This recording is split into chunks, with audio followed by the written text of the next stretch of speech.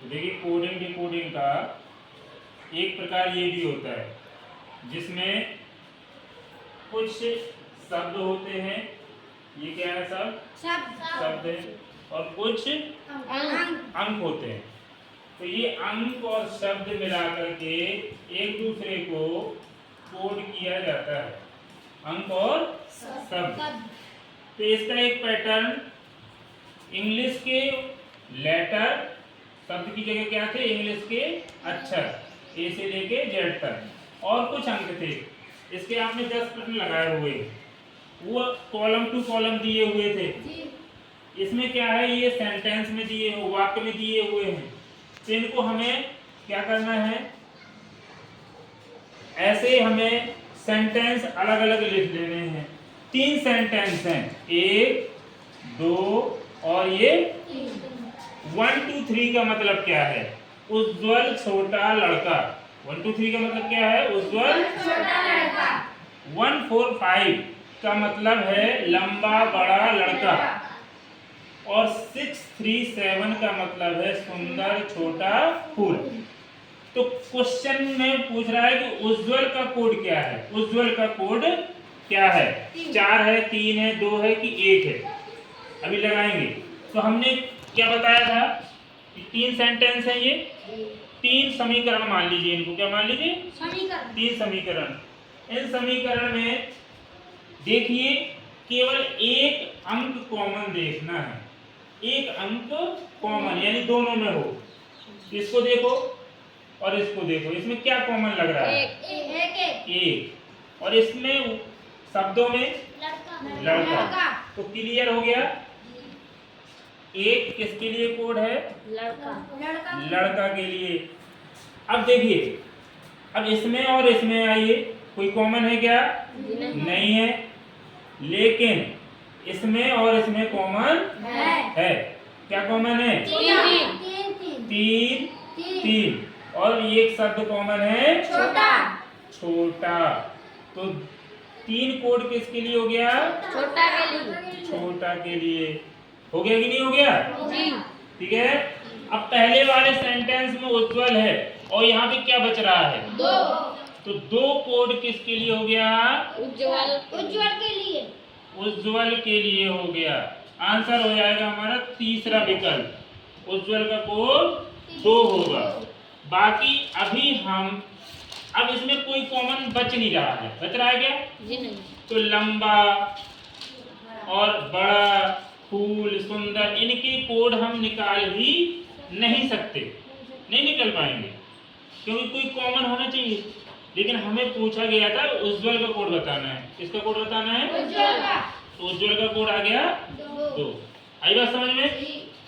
अब इसी तरह से हम दूसरा देखेंगे। अब देखिए दूसरा प्रश्न देखिए, एक निश्चित कूट भाषा में 617 का अर्थ है मीठा और गर्म, 735 का अर्थ है कॉफी मीठी है, और 263 का अर्थ है चाय गर्म है। तो निम्नलिखित में से किसका अर्थ होगा काफी गर्म है। तो क्या है, यहाँ देखिए 3 अंक हैं और 3 शब्द हैं प्रत्येक में, प्रत्येक वाक्य में 3 अंक है तो 3 शब्द हैं। तो हम उनको 1 2 3 समीकरण बना लेंगे, ऐसे लिख लेंगे, अंक एक तरफ और शब्द एक तरफ, जिनको जो इन अंकों का मतलब है मीठा और गर्म। इन 3 अंकों का मतलब क्या है, काफी मीठी, और इन 3 अंकों का मतलब क्या है, चाय गर्म। हमें कॉफी गर्म है का कोड ज्ञात करना है। इन 4 विकल्पों में से एक विकल्प सही होगा। तो सबसे पहले हमें क्या कॉमन देखना है, दो सेंटेंस, 2 समीकरण चुने, 2 समीकरण में देखें कि कॉमन क्या है। इसमें कोई कॉमन है, 7, ओके। और यहाँ पे क्या कॉमन है, मीठा। अब यहाँ पे परेशान ना होइएगा कि यहाँ मीठा है और यहाँ मीठी है। गुड़ मीठा होता है और शक्कर मीठी होती है, ठीक है ना। तो ये स्त्रीलिंग और पुल्लिंग का मतलब है। ये ना समझिए कि मीठा नहीं है यहाँ पे, ये मीठी है। तो 7 कोड हो गया किसका? मीठा।